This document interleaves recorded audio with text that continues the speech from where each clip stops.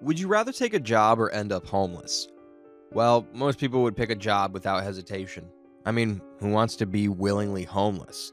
But we have these two bums who seem willing to do anything to avoid getting a job, I will never get a 9 to 5. I'm not working for somebody else. I'd rather live outside. even if it means sleeping out in the woods in minus 11-degree weather. Meet the internet's most hated homeless couple, Leland Brown Jr. and his girlfriend Brianna. Even though I'm homeless, I'm grateful to be handsome. They went viral at the start of 2024 for documenting their so-called alternative lifestyle on TikTok and YouTube, which often involves doing something illegal and calling it a life hack. Moving into our new space, storage. So excited. We can pretty much live in here during the day. Not only are they living this way by choice, but they're actively glorifying it, framing deliberate instability and hardship as some rebellion against the system. Chose this shit. I fought for this shit. I fought against the rules that my dad gave me. I fought against the rules of my girlfriend's parents. That's why I'm the fuck out here. Don't feel bad for me. Be inspired because I'm a fighter. At a time when millions are struggling just to keep a roof over their heads, it's not hard to see why their content exploded. Controversy sells, especially when it hits a nerve. People see it as tone deaf at best and outright insulting at worst. People just don't take care of themselves. They don't know how to move with. They Obviously, they don't know how to move with money. Let's be honest, no one in their right mind would willingly choose this kind of life where you're exposed to real danger. Living outside in the woods and open fields is rough. It comes with real problems: harsh weather, insects, safety risks, constant discomfort, and the occasional police harassment.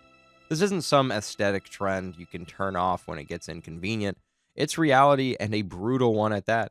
But this couple seems convinced they've outsmarted this system. Inflation is crazy right now. To move out of a tent where I'm paying no rent into an apartment where I'm saving maybe $200 a month, it's not practical. It's not financially intelligent. And the more you look into their story, the more it starts to feel less like authenticity and more like performance, just there to fish for clout. 1 million people give you $1, that's $1 million. Well, what if 1 million people watched your video? That could solve homelessness. That could solve poverty. And before we dive further, let's get one thing straight. These two aren't just some fringe internet oddities. They've built a presence across multiple platforms, and their numbers are nothing to ignore, with over 310,000 subscribers on YouTube, 329,000 followers on Instagram, and over 263,000 on TikTok. Which makes it seem like none of their struggle was genuine, but more a calculated content scheme. Content creators get paid to make videos of all types of stuff. However, their internet career didn't actually start with this content. Leland originally uploaded freestyle rap videos, which were unimpressive to say the least. Backed up beats on my USB file. I was going to see my family. I was going to show them my music. I lost everything on the way back. Unsurprisingly, this content barely ever got any views. His channel would have naturally ended up on one of countless obscure channels on the platform. But everything changed when he and his girlfriend were evicted from their small home. When Leland shared the news in one of his rap videos, he saw his views skyrocket.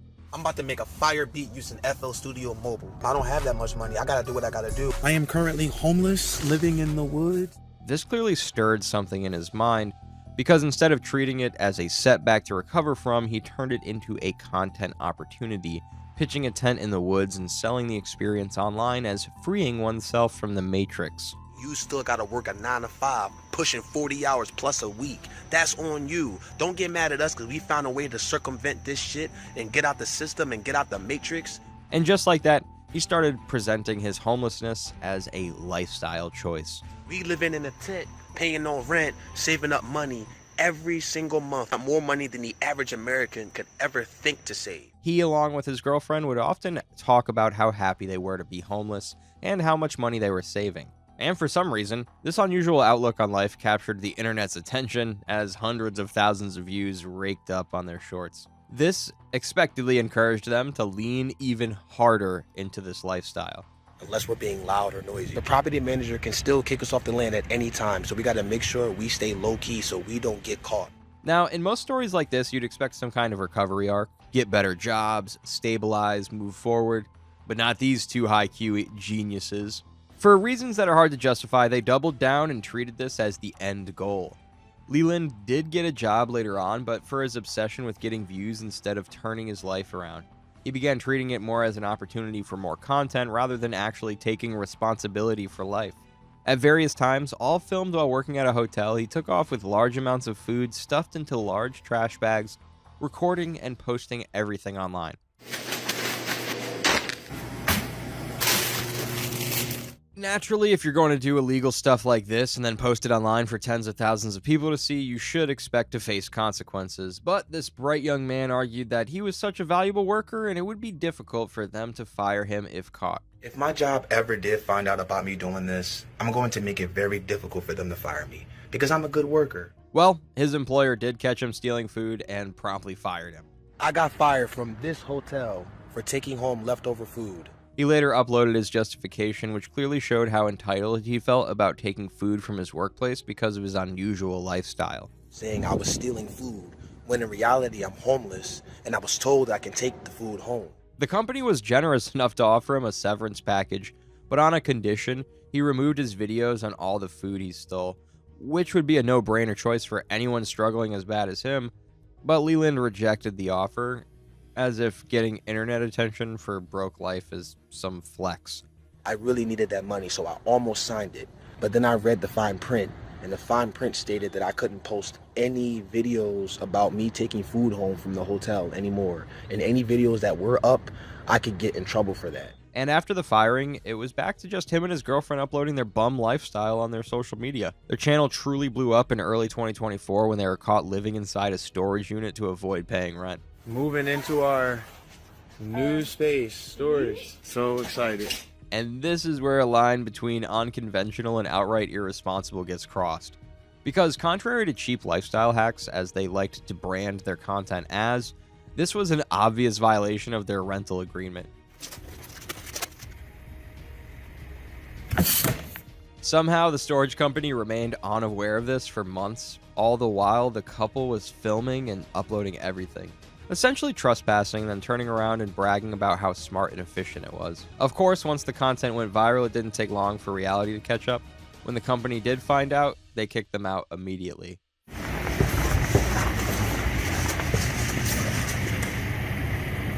Now, before anyone starts sympathizing with their situation, remember that they could walk out of this at any time if they just took a stable job and acted like functioning adults. But these two don't want to do that. That decision remains a sense of responsibility. How much your rent? We ain't paying no electric bill. What is you talking? They not paying for amenities. Later that year, in order to sustain their lifestyle, Leland started asking followers for money through Cash App and even set up a GoFundMe with a $10,000 target. We not getting a job. It sound like y'all jealous because we found a way to make it work without a job. It's especially ironic given that he had told people numerous times before that he wouldn't need their money or for them to give him stuff. You don't have to give me money. You don't have to give me cash. You don't have to give me tangible items. Views. By now, a year and a half had passed since their eviction, and the promised turnaround still didn't materialize. There was still no RV, despite repeated claims that they would buy one from the savings they were making from living in a tent. Instead, reality stayed unchanged. They were still homeless, still asking for donations, and still leaning on the same narrative that this was all temporary and strategic. I got banned on TikTok for showing my girl's feet. We were going to make $7,000 this month. But since we got banned, they canceled that payment. We're homeless and trying to get an RV, so now it's going to be harder without that income. They pushed more excuses about how there were so few places for long-term living for RVs, and all of them booked out and had long wait lists. There is no long-term living for RVs in our area. There's a few places that do that, but they are totally booked out. They have long wait lists. Like, it doesn't seem like we're going to get there anytime soon. In later videos, we see them double down on their homeless lifestyle, claiming they wanted to inspire others with their dedication to cost-free living. I'm never getting a 9-to-5, ever. This 9-to-5 would slow down my entire process. It would make it where it's like, I have to go to work while I'm homeless, living in a tent. I gotta go use my energy to get to work. I don't have a car, so I have to ride my bike there or get an Uber, spend money, okay? And that's time, 8 hours a day. Time, that's 8 hours of your day gone. According to them, they work for themselves instead of being employees. They're self-made and the CEO of their lives. Somehow you don't even need a job to get ahead. Not me. I'm not doing that. I'm a CEO type of person. I'm a businessman. I want to run my own world, run my own business, do my own thing. Okay. I call the shots. But self-made and getting ahead is a bit of a stretch when your entire lifestyle depends on living in a tent and relying on other people's goodwill and donations to survive. Speaking of which, they dared to reach out to a genuinely kind woman, someone who regularly helps arrange temporary housing for homeless individuals, asking for help. As hypocritical as the situation sounds, the lady was generous enough to offer to pay for their hotel during the cold winter. Now remember, this is a couple that up till now built their whole brand on how empowering homelessness can be, so it's weird that they accept her offer without hesitation. They also got an extension after their tents were destroyed in the snow. The lady even offered to buy them new replacements. It's broken, babe. I don't know if you know this. This is broken. Oh my gosh. We should have came back here. We was at the hotel so long, man. It's been so cold. We didn't come back to our tent. And On top of that, she was generous enough to even have offered to buy them new replacements. And this is where their lifestyle starts to cross the line of disgusting manipulative tactics. Many people believed Leland intentionally left belongings in the tent before moving into the hotel just so he could later film the destruction and use it for sympathy and engagement online. And in classic fashion, posting everything online again came back to bite him. Shortly after extending their hotel stay, the woman funding all of this discovered they had already had an active GoFundMe and were still accepting donations under the claim that they needed temporary housing. When confronted about it, Leland just said that it was their money and that it was nothing wrong with them living off the poor woman's generosity. By this time, he had already received over $3,000 from GoFundMe donations and probably thousands more from TikTok and YouTube on top of that, which naturally makes you wonder if they had that kind of money, why weren't they paying for their own stay? All that money that the woman used for these two bums could have been better used for someone genuinely in need. Understandably furious, the woman cut them off. What's worse is that instead of showing even a hint of accountability or gratitude, they turned on the very person who had helped them during the dead of winter, displaying zero self-awareness and absolutely oozing with entitlement. Yo, she kicked us out of the hotel. She kicked us out of the hotel because we have too much money on GoFundMe. Too much money. Even though we didn't reach our goal, like, she's helping us, like, okay, it's so crazy, yo. What they didn't expect, though, was the backlash. People started asking what exactly were they doing with all the money they were receiving, both from donations and from the content. In response, Leland claimed he was saving the money for what he really wants in life. Think about that for a second. The argument he's making is that he should be allowed to save his money for personal goals while other people cover his basic expenses in the meantime. From this angle, it's not hard to see that his approach to everything isn't about freedom, minimalism, or survival. It's about avoiding responsibility while expecting everyone else to pick up the bill and calling it a lifestyle hack. I'm not getting a regular job. I'm chilling. I'm free. And hearing that from a 30-year-old adult just makes it worse. But there's one detail that completely reframes the story and makes the entire situation far more uncomfortable. Leland has a young son from a previous relationship, which obviously adds a very different weight to everything he does online. On one hand, he repeatedly presents his lifestyle as freeing and unconventional, but at the same time, this grown-ass man has a child who needs real stability, consistency, and a sense of responsibility from his father. Instead of stepping up for his son, he uses his presence as part of his justification for his choices. At various points, he's used fatherhood as a reason why he can't transition into more stable housing or a more practical setup like an RV. If we get a motorhome, we could technically like travel around and stuff like that, but that would be very difficult. We have to stay close to his son. But just a single second of reasonable thinking makes his entire argument fall apart. Because if providing for his child was genuinely the priority, the logical path wouldn't be rejecting stable work and housing, it would be securing them. Stability isn't optional when you're a parent.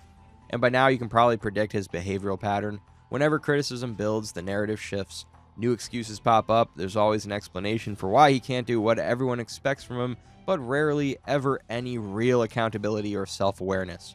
Over time, viewers began noticing more inconsistencies.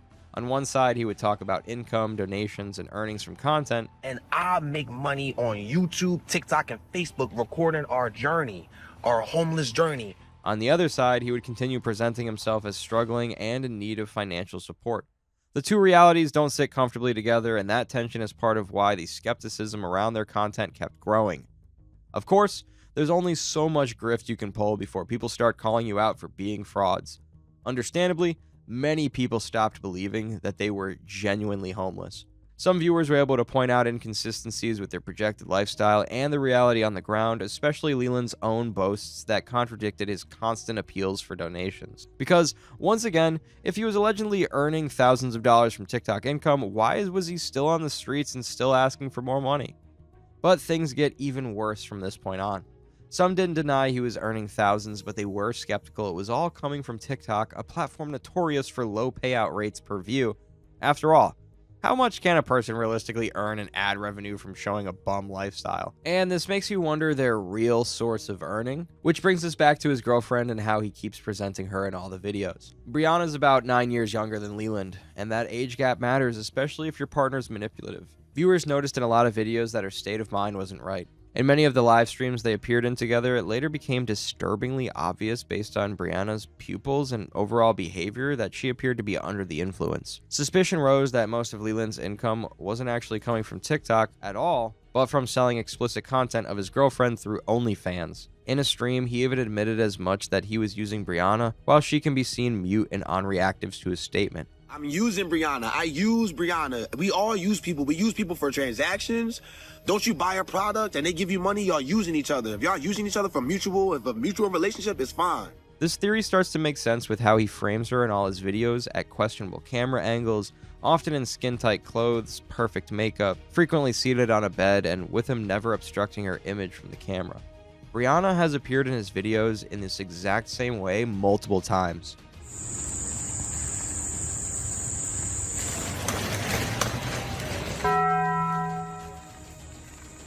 His channel even got briefly banned from TikTok after Leland was showing Brianna's naked backside while she was asleep.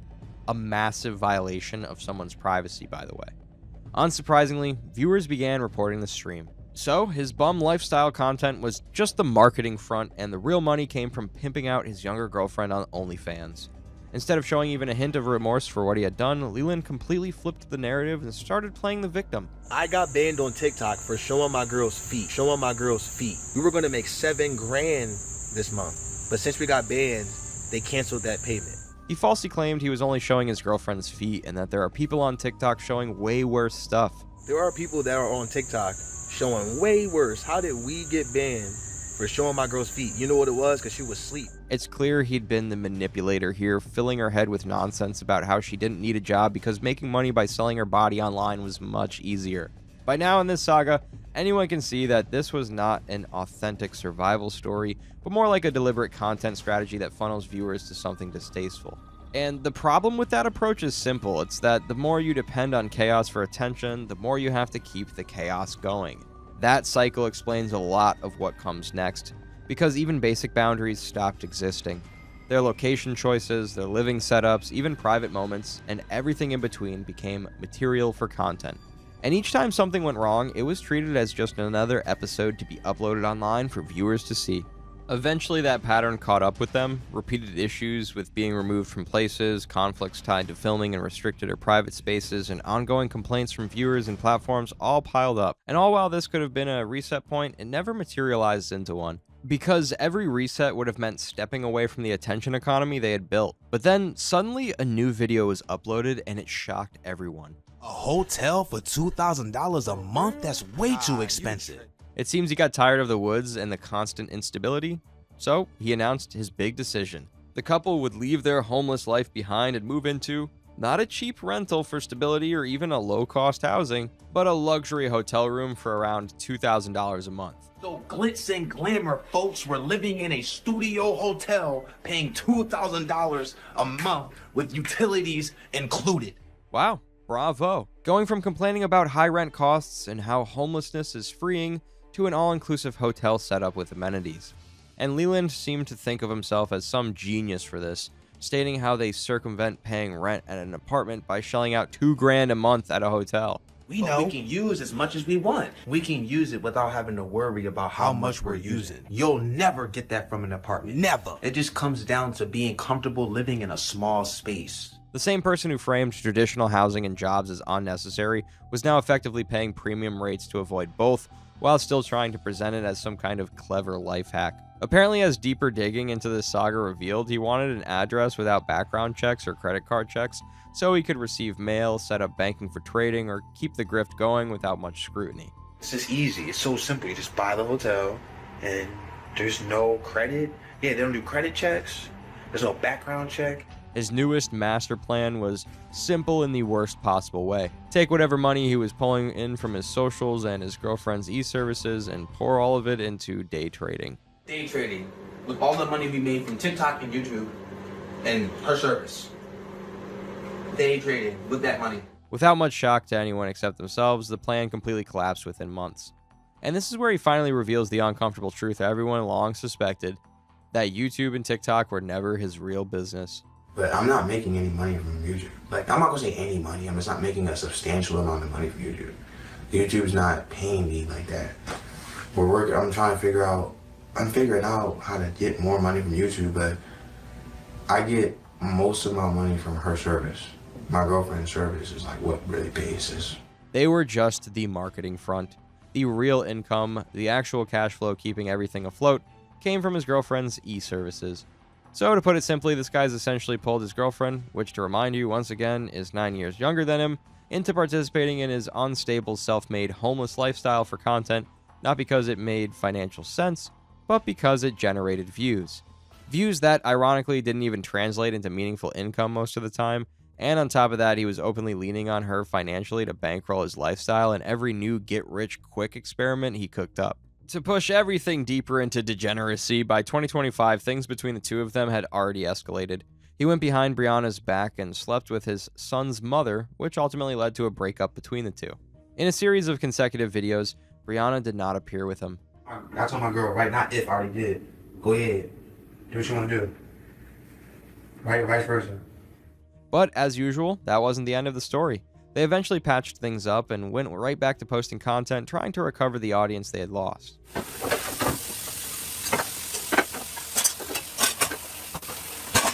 But this time their shtick didn't seem to work. Their viewership noticeably dropped during this period, and that decline seemed to expose just how fragile the whole setup really was. Leland, meanwhile, doubled down on day trading as if it was the missing piece of the puzzle as to why they weren't getting successful. Fast forward a few videos, and he admitted he had burned through around $79,000, most likely through all the failed trades he made. I mean, we didn't blow all 79 grand. I went to a lot of tent stuff too. We had to get different tents. We had to fix up our tent. There was a lot of stuff with that. And then it was like, we had some bills, but it really was just us being irresponsible. That was most of the money. Then another video surfaced. This time he announced they were being evicted from the hotel room. We got evicted from the hotel we were staying at, and now we're homeless because we refused to get a 9 to 5. He openly admitted that they haven't paid the hotel for the stay for months without a hint of guilt on his part. Altogether, they owed the hotel more than $7,000. We got evicted from the last hotel we were staying at. We didn't pay for months. We owed them $7,000. Not only that, they had somehow also managed to incur a lot of debt, so the total they owed was $35,000 in hotel fees, credit card debt, and taxes. This is where we live in now. We don't want to pay rent because we owe $35,000 in taxes, the hotel, and credit card debt. We can't get a home. And despite clearly owing money, he still complained they did not get the full hotel service and were rude to them, as if it was something they were entitled to, expecting staff to clean their rooms and handle their laundry as though nothing had changed. He can talk to me any type of way he wants. They cannot deny us services just because we owe money. We got evicted. We got 5 days left. 5 days. That's what the paper said. What made that video even stranger was his demeanor. He didn't look stressed. Rather, he looked almost excited. Like the idea of being forced out again, potentially into homelessness in the middle of winter, was something he genuinely welcomed. He even leaned into it publicly by talking about how much he loved being homeless, how much money they would supposedly be saving, and how freeing the whole zero rent lifestyle was. When you're homeless, rent is $0, so we just be chilling, eating apples with honey and cinnamon on them. It was the same framing he had used frequently before, like it was all part of a long-term plan. Endure hardship now, stack savings, and eventually buy land or rebuild bigger later. We're homeless to avoid paying rent. Our credit is horrible. So we're staying out here long enough to save up enough money to get that credit on point so we can finally get a home. And of course, he added his own bizarre silver lining, claiming that winter made things easier because the freezing temperatures acted as free refrigeration for food and supplies. You don't have to get ice for the cooler because it's naturally cold, so free refrigeration. To add to the shamelessness, Leland later bragged that they had overstayed by 40 days. We got evicted over 40 days ago. The constable still hasn't shown up. So me and my girlfriend have been staying here, racking up rent. This forced the hotel to involve court orders and police intervention to finally remove them from the property. Around the same time, instead of changing direction, he pivoted again, back into implicitly promoting his girlfriend's adult-oriented services, funneling attention from their audience into yet another income stream tied to her. So what you end up with is a deliberate cycle built around instability for clout, which then gets monetized by redirecting attention into increasingly uncomfortable territory. And honestly, it's not hard to feel some sympathy for his girlfriend in all of this.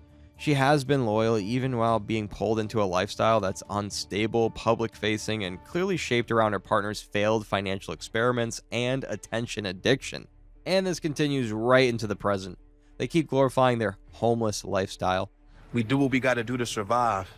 And we happy about it too, we grateful. Openly talking about illegal or questionable behavior on camera, and then uploading reaction videos, acting surprised when consequences show up. There's this performative gasp energy as if it's a mystery on how authorities or platforms ever find out what they're doing, conveniently ignoring the obvious fact that they're publicly documenting it all online, sometimes even while sharing identifiable details and locations. And of course, Leland still can't stop emphasizing how grateful he is for homelessness. At one point, he was uploading a string of videos, 6 in a row. I'm homeless and I'm super grateful because there's people that don't have anything. Even though I'm homeless, I'm grateful for this power bank, 30% power. Even though I'm homeless, I'm grateful for the tent. I'm grateful for the camo on the tent too. Even though I'm homeless, I'm grateful for my lovely wife. Even though I'm homeless, I'm grateful to be handsome. Even though I'm homeless, I'm very grateful for this toilet that don't flush. All centered around the same theme of how freeing and empowering it supposedly is. All of which screams of some desperate attempt to delude yourself that your chosen lifestyle is great even when it clearly isn't. At the same time, the so-called savings narrative starts to fall apart under basic scrutiny. Even while claiming to be saving money, they repeatedly spend on things that directly cancel those savings out, constantly ordering fast food instead of cooking, framing it as a hack for convenience rather than recognizing it as a financially terrible choice. We're homeless and eat a lot of fast food, and we're really grateful for that because I don't want to cook while I'm in the tent. Cooking is a lot without a proper kitchen. And then there's the state of the so-called zero-cost living, which is disgusting to say the least. A tent set up with leftover food piling up, a makeshift porta-potty inside. When you gotta poop, it's brutal in here because there's like no air in here. It don't get out. So I ain't gonna lie, it do stink in here real bad. We got bags, poop bags, okay? I'm grateful for that. And I'm definitely grateful to wipe your booty with these toilet paper right here. And essentially no proper access to hygiene because you can't really have a shower inside a tent. We wash our face, we wash our hands, wash feet, I spray a lot of stuff with this. Underarm, quick little detail. None of this is framed honestly in their content. It's packaged instead as quirky minimalism or freedom living, while the actual conditions are far harsher and downright disgusting. Homelessness, in reality, is not a lifestyle aesthetic. It is instability, stress, and survival under constant pressure. When someone deliberately stages it for content, repeats it for engagement, and turns it into a branding tool, it stops being representation and starts becoming an insult to those actually suffering. I'm just very grateful to have this opportunity to even do this and save money. It reduces something deeply serious into entertainment, and that does a disservice to people who are experiencing it involuntarily without cameras and monetization. But even within their own narrative, you can see cracks starting to form. At times, he begins to admit that he hates this shit, and that it's harder than expected. Now here's what I'm gonna tell y'all right now. We homeless and we hate this shit, but we rather live out here than work for a BOSS. Whether that's genuine fatigue or another attempt to reframe the story for sympathy-driven engagements, unclear. What becomes harder to ignore, though, is what exactly they realistically expect from keeping this going. Between financial irresponsibility, accumulated debt, and credit decisions that damage long-term stability, the foundation underneath them keeps eroding.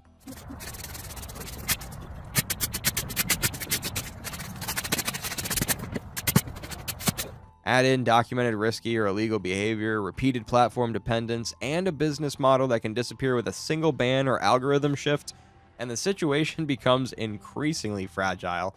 This building right here is currently inactive, so I'm taking advantage of that right now. It raises a bigger question about how long can a life built on unstable income and short-term viral attention actually sustain itself before reality catches up in a way that content can't reframe. Let's get ready for my first date of 2025. Let's get ready for a second date. Let's get ready for a third date. I am en route to a non-date, but kind of a date. Let's get ready for my 12th first date of the year. Imagine as an influencer, you build your brand around giving young single ladies advice. Is a him thing, not a you thing. Doesn't mean that you're not attractive. People resonated with you and started seeing you as a big sister, only for you to go against the very thing that you preached for years. The point of a date is for him to woo you, not the other way around. This is why historically women would go out with multiple suitors and see who wooed her the most. A lot of people might disagree with the previous statement, but that is just the first of many things that might not sit right with you in this video. The best way to deal with men is actually to not focus on. In case you're beginning to wonder if after all these dates she finally found a man, yes, she did. I am about to get picked up for, I don't even know what date this is, with my potential future husband. She eventually got engaged to this potential future husband. It went so fast, but now we're gonna go to dinner downstairs, and... The statement, "it really happened so fast," will make a lot of sense as we continue, because today we're going to be doing a deep dive into the life of Danielle Walter.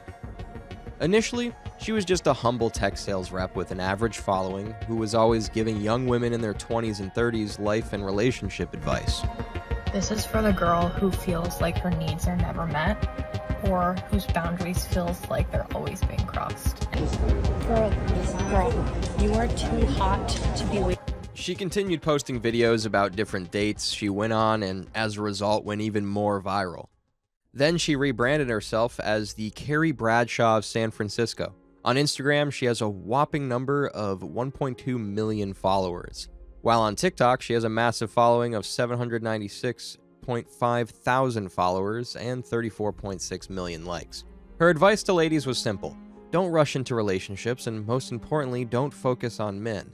Then all of a sudden she does the opposite and announces that she's found her future husband, a man she's only known for a total of 3 months. Trust the internet to react in a wild way. Danielle is 33 years of age. Based on some of her posts, you can tell that she's a Christian.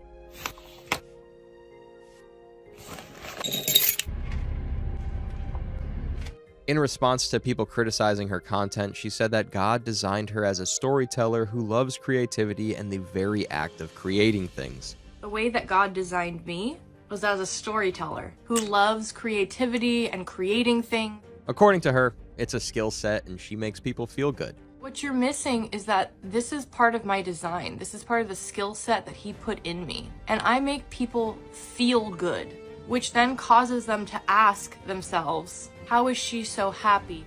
Honestly, that was a beautiful message. Even her comment section agrees with that. But this also highlights Danielle's behavior. A behavior that would make a once-loved influencer to be subject to hate, dislike, and mockery. Danielle is desperately searching for her dream man, and she believes that the reason she isn't married is because God is punishing her for not being celibate in her past. This was said by her on a Who Is She podcast. My testimony is I've never done it God's way. I've never waited. And I believe that that is a fundamental piece of why I'm still single. Yes, I recognize that there are people that don't share our faith, that don't wait until marriage, that get married and have great lives. I'm not saying that doesn't exist, but I can speak to my testimony and I'm still single. Now, for context's sake, the Who Is She podcast was created by Danielle with her first episode going as far back as the 27th of October, 2023. The About section says, "The podcast was created to be the voice to help people navigate their 20s and a guide on how to thrive in your 30s. The podcast explores everything from dating, or trying to nowadays, personal growth, and pivotal perspectives that shapes a person and the track of who a person's becoming." Let's get back to the podcast and hear what more she has to say.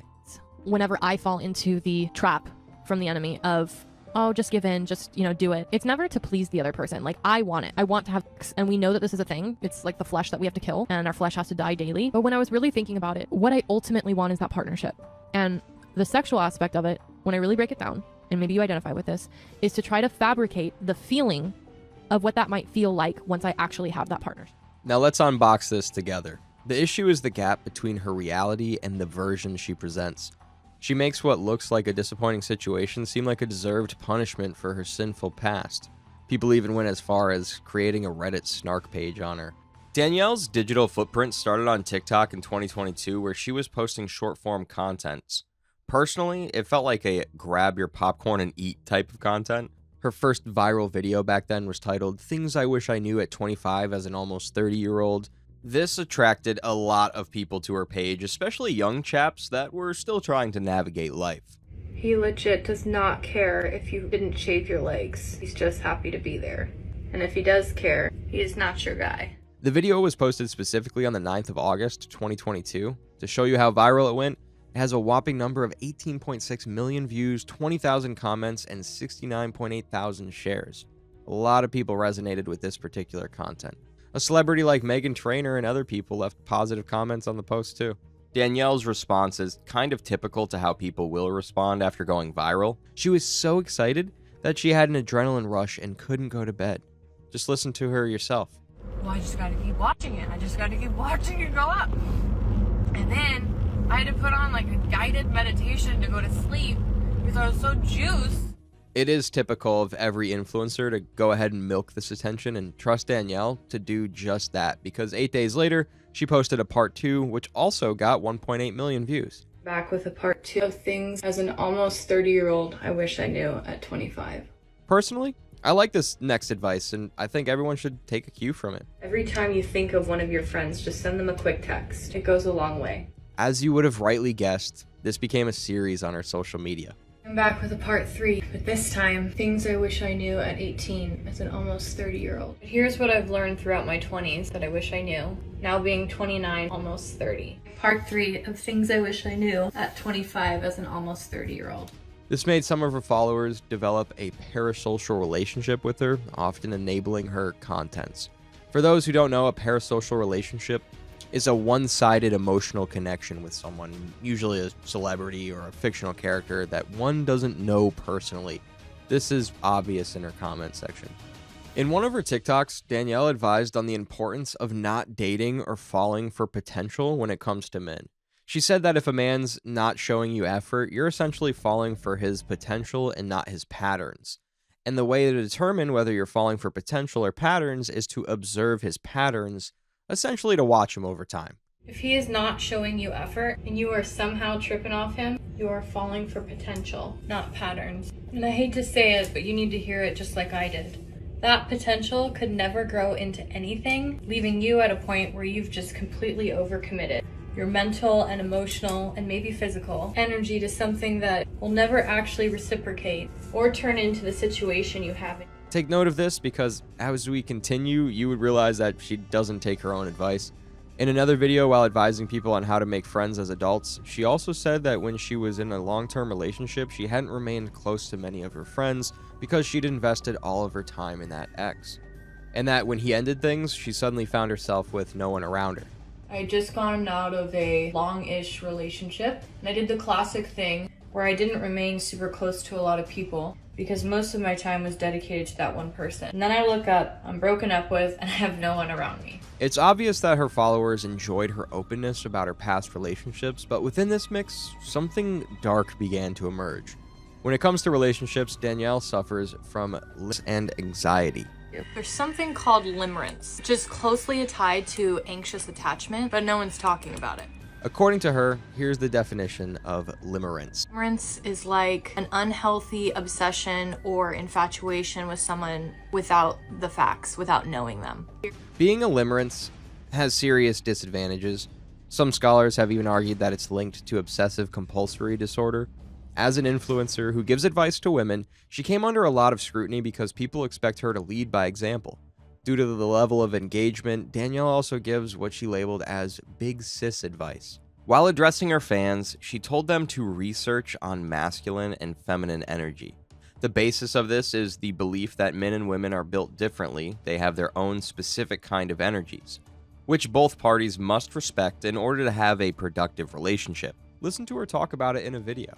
If he wants to go 50-50 with you on dates, chances are there are other masculine things that he's going to want to go 50-50 with you on in the relationship.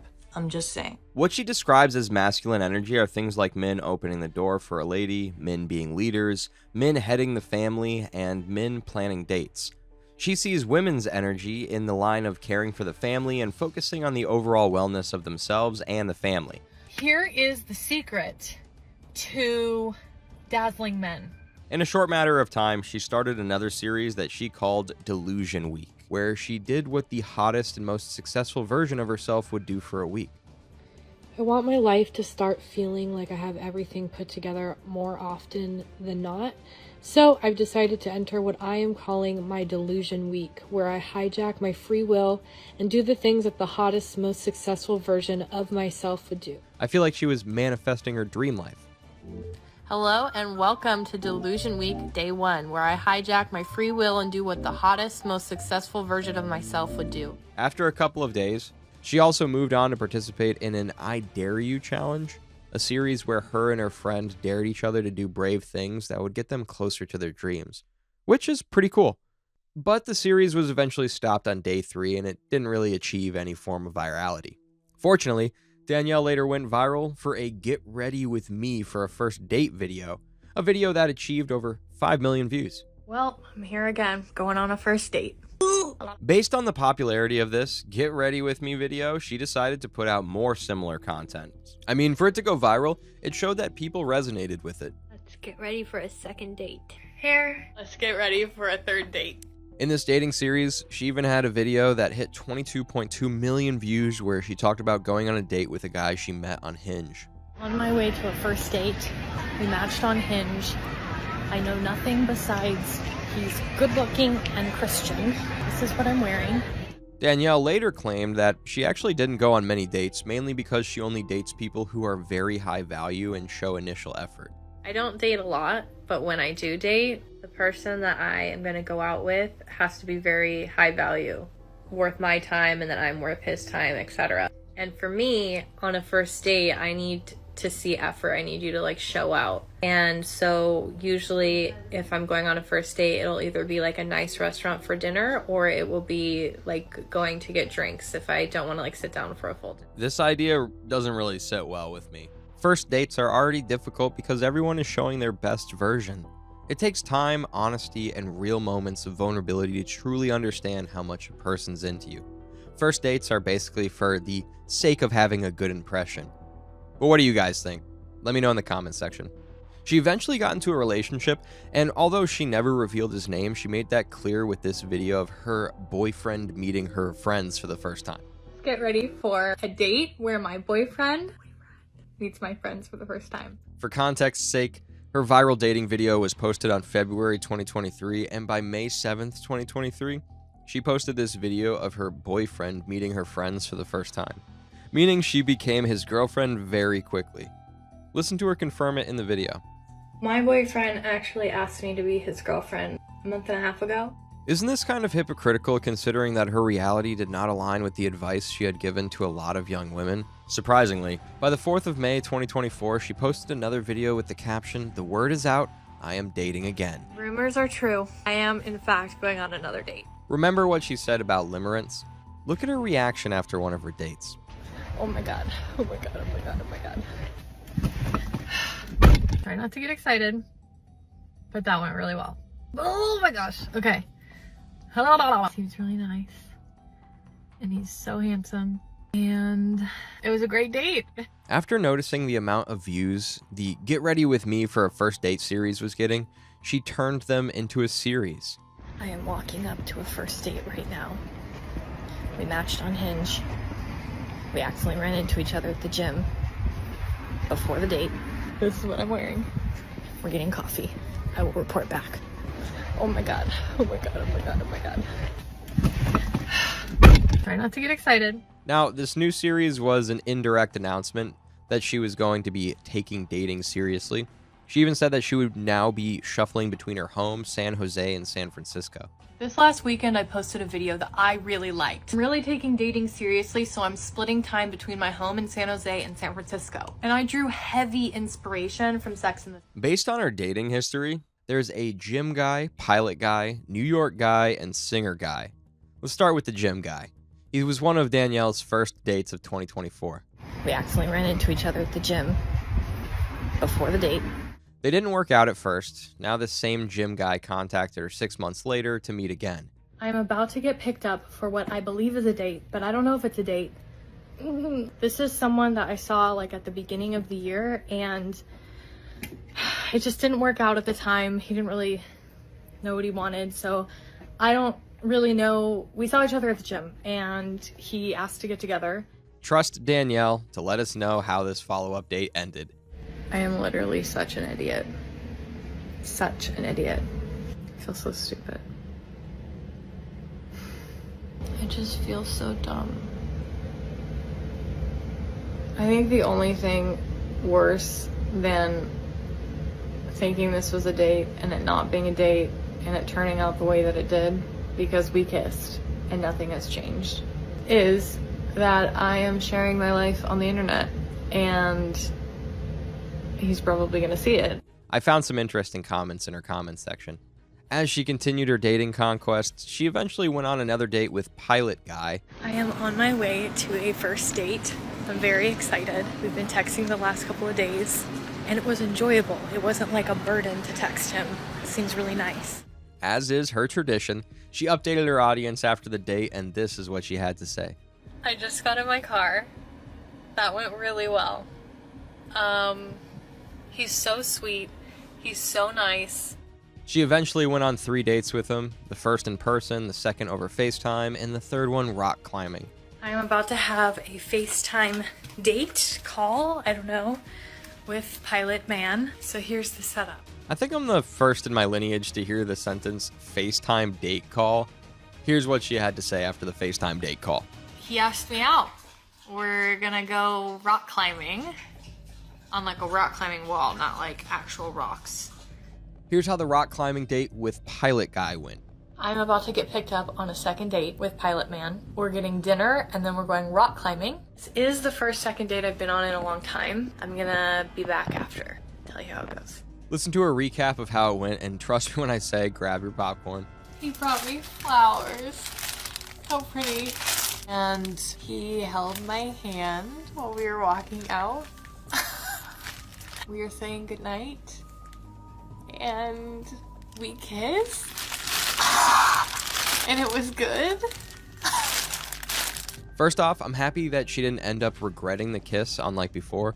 Honestly, Pilot Guy seems like a perfect gentleman, and we can all tell that Danielle is loving it. There was even a third date. I am on my way to a third date with Pilot Man.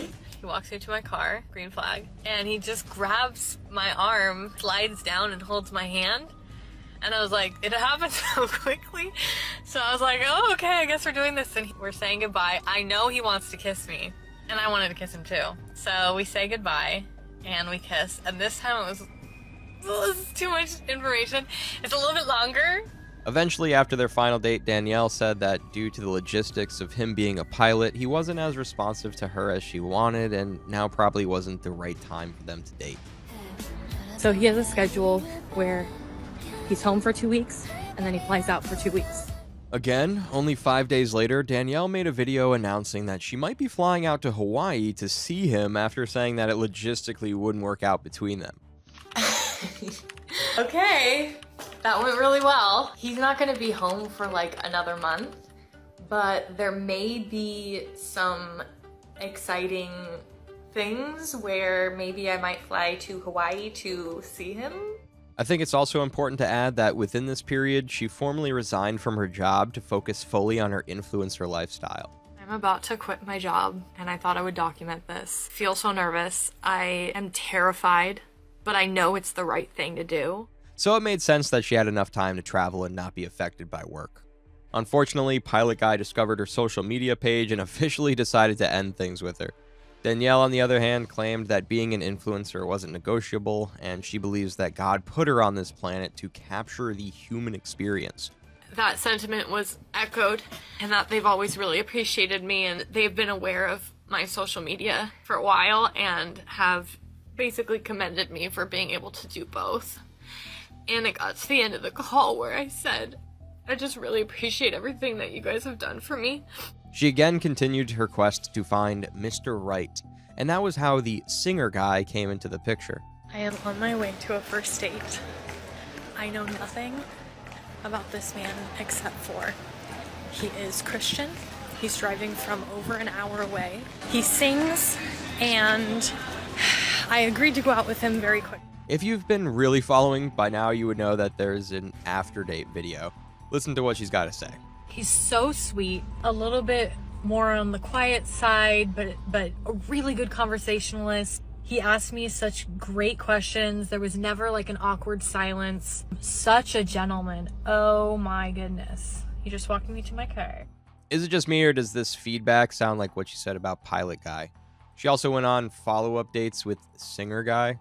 Herself and the Singer Guy eventually didn't work out, and this desperation to be booed up led her to do something really surprising when she went for New York City Fashion Week. She met a New York guy and did this. I agreed to go out with him very quickly, so this could either be really good, really bad, or somewhere in between. This is what I am wearing. He made a reservation. That went so well. I am almost speechless. First of all, he's so cute. He's so handsome. My problem is, why is she getting into a stranger's car and going on an impromptu date with someone she's never met before? Again, as you might have rightly observed the pattern, this did not lead to anything successful. She gave an update in the video, saying that she doubted she'd see him again because he failed to initiate their final date in a way that she'd wanted. He just didn't ask and coordinate. And it's not my place, I believe, as a woman, to drive the situation. I feel like Danielle moved too fast again, but some people in her comment section supported her. Some people in her comment section did not agree with her. And by the way, here's the reason things ended between Danielle and Singer Guy. Here is the long-awaited Singer Man update. I'm sorry. I hate to break it to you guys, but we are no longer seeing each other. He had a marathon race and he invited her, but she felt it was girlfriend territory to be cheering him from the stands. And to me, I was like, that feels very girlfriend territory. And I've always done way too much too soon. And so for me standing on the sidelines of a marathon, cheering a man on that I've only been on a few dates with, just seemed too, like, not what I should be doing. At this point, it is beginning to seem like Danielle is problematic. I mean, she is the one going on dates looking for Mr. Right, and she feels like supporting someone at their hobby is girlfriend territory. People in her comment section were not having it. This basically ended their rapport. I feel like the guy was really hurt. After all of these, she went on another date with a Steve. You guys.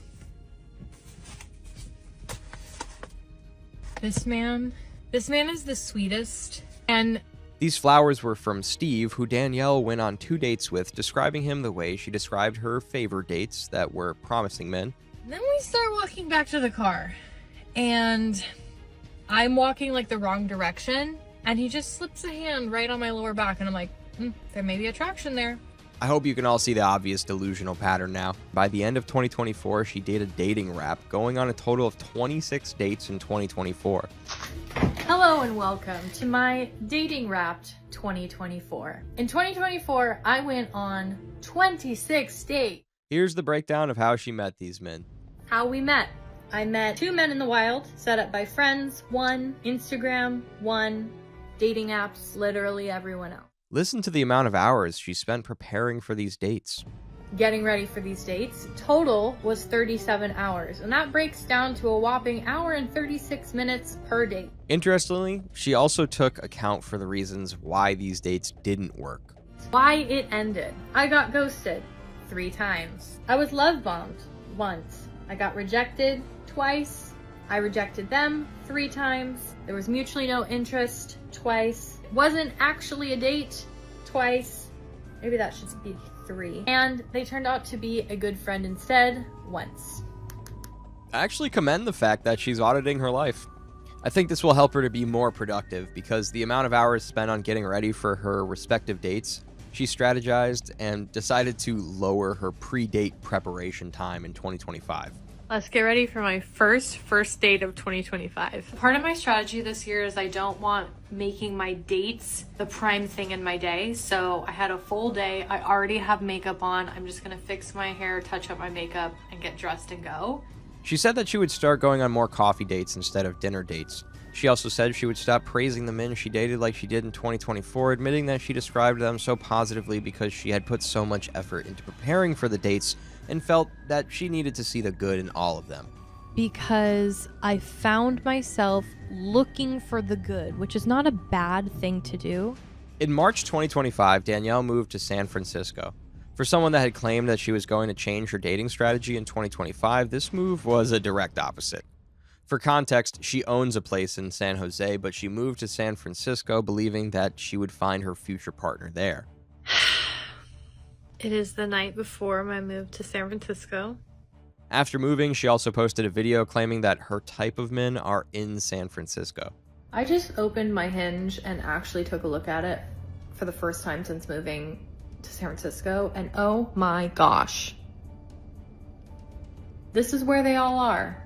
This is where they all are. If you are single and you live in a suburb, you need to go to a city. I'm sorry, I don't make the rules. Her contents changed to videos of her setting up the apartment.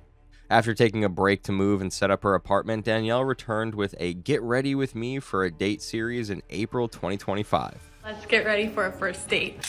I am on my way to a first date. I'm really excited because he seems very nice. People in her comment section were already fed up. Surprisingly, in May, she made a video announcing that she decided to delete her Hinge account. For clarity, Hinge is a dating app, and that was the app that she met most of the men that she went on dates with. I deleted my Hinge. Okay, wow.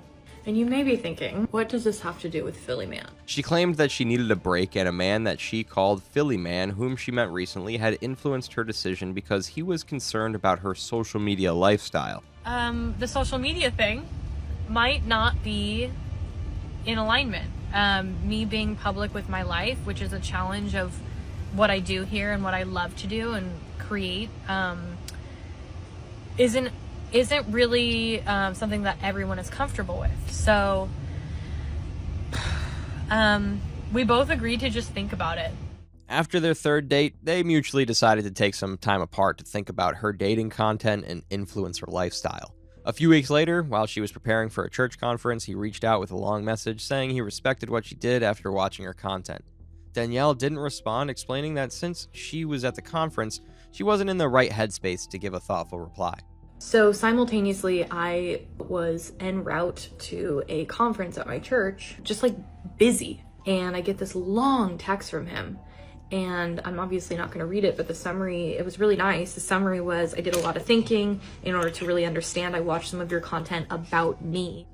I was busy. So he took I don't even remember the time, but a week and a half to text me. And I'm the type of person that I can't send you a really thoughtful message if I'm busy. And I thought that required a very I don't agree with her excuse because why wait a whole week? How hard is it to say, I appreciate such a thoughtful message. I'm at a conference right now and want to give it the attention it deserves when I'm free. This was terrible for someone who emphasizes communication. At this point, I feel like she wants to get married to a man who loves being in the public, someone that will regularly feature in her contents. Fortunately for her, she got her dreams on the 27th of July, 2025. This is not a drill. I just got asked out at the gym. You're not going to believe this. He's Brazilian. He is an ex-engineer / model. He seems so sweet and like kind. They immediately started talking about God, which is quite symbolic based on Danielle's religious beliefs. Also, I didn't mention the best part, which is I brought God up and I was like, I brought it up in conversation. He's like, oh, you believe in God? I'm like, oh, Jesus. And he's like, I love Jesus. And I'm like, oh my God. As you would have rightly guessed, they went on a first date. I am about to go out with Brazilian man on a first date. I'm trying to tell myself that I'm excited, but I'm nervous. Danielle did something she had never done before. She recorded every bit of their date. At some point, she even called him her future husband. 10 minutes, oh my God, 10 minutes out and I keep getting more nervous. I'm thinking I'm gonna calm down and I'm just not. I'm in the bathroom of the coffee shop. This might be my husband. He is so sweet. And if I had to describe him, man of God. Man of God. Notice that she was already saying that he might be her future husband even before the first date had ended. It's from this point that she completely turns back on all her advice. Remember what we said about being a limerent? It was clearly on display in the following videos. There are certain characteristics that, like, I've never been with someone like that, and I think it's exactly what I need. And he already asked to see me again. He literally told me, like, I'm so special. I made him so happy today. And I'm sitting there doing this thing. I'm like, this is too good. Like, this is too good to be true. In some minutes, she saw him as her perfect man who ticked all her boxes. I'm not sure if this is how it works, but I feel like it takes time to actually know all of these. It is possible for someone to tick your boxes on a date, but later you find out awful things about the person. We spent 6 hours talking about Jesus, life, purpose, love, connection, God. She even said that it felt too good to be true. I'm sitting there doing this thing. I'm like, this is too good. Like, this is too good to be true. By the third date, Danielle said she was invited to his birthday party where she would meet his parents. Because it's actually his birthday, and he invited me to his birthday party. Things are moving very fast. Okay, I know that. I understand that. And I'm trying to keep myself paced and grounded, and I know the first date we went on, I was like, this could be my husband, which it still could be. But I am very excited.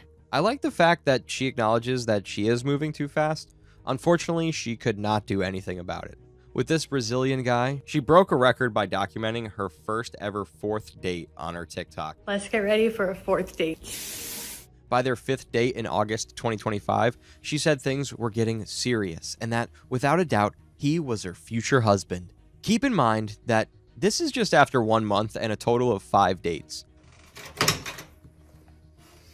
They weren't even officially boyfriend and girlfriend by this stage either. We put a song on his phone and we danced under the trees. Danielle would announce that they were becoming official and that she knew they'd be engaged within a year. I just got home.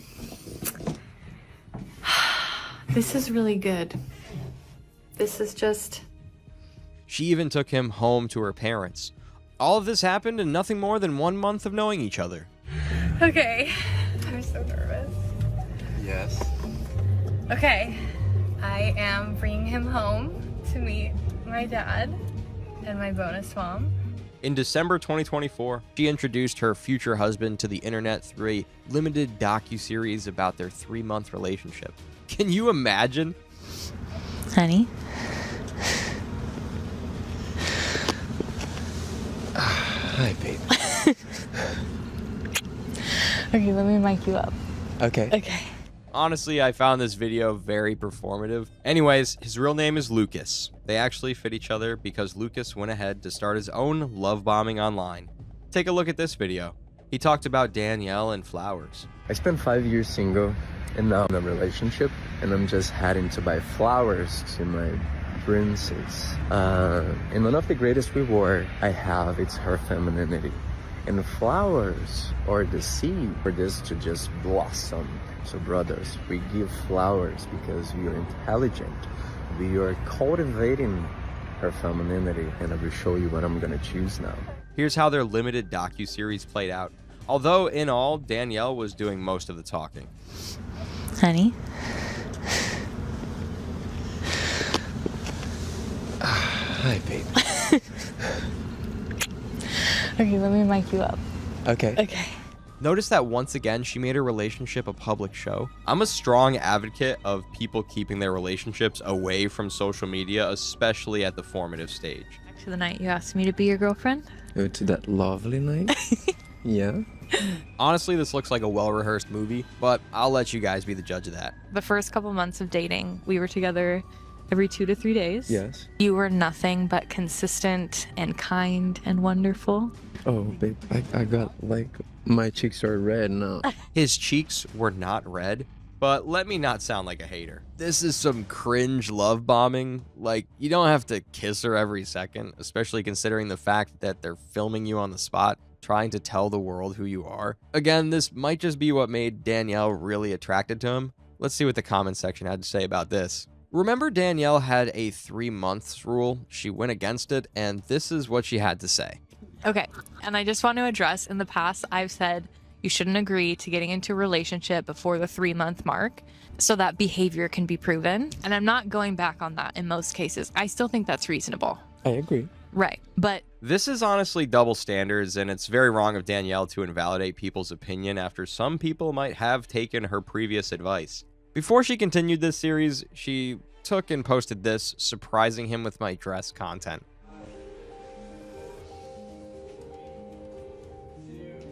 Okay. Listen to his response. For context, he knew what was going on, yet listen to his reaction. Oh, wow. Oh my god. You're like a Disney princess, love. You're so pretty. I love it. Let's watch him step on camera. I love it. You're so pretty. Look at this. Oh my god, I'm in love. She also filmed the part where he asked her to be his girlfriend. It's becoming a norm nowadays, so I won't judge. I have no idea what this I is. know. Heavy.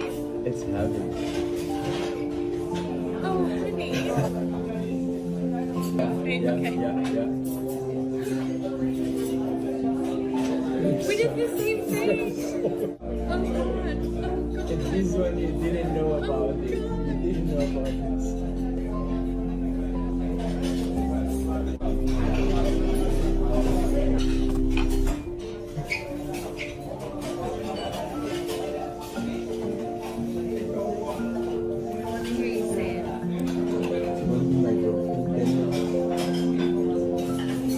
I feel like another thing that is triggering people are the moments of hope she's trying to give when people have basically figured out her double standards. Let's see how the comment section feels about this video. Is it just me, or do I feel like people in her comment section are basically warning her, but she's too in love to see? Let's continue the docuseries. I knew this was different because your words matched your actions every time. And that was so good. Yeah. Yeah. Again, Danielle claimed that Lucas's words matched his action. She's saying this within 2 months of knowing him. I feel like this guy is good at telling her what she wants to hear. Watch this next video. And this was the first time in my adult life that I had felt safe, completely safe with someone. Yeah, I think like this is what our faith is about, right? That's not all.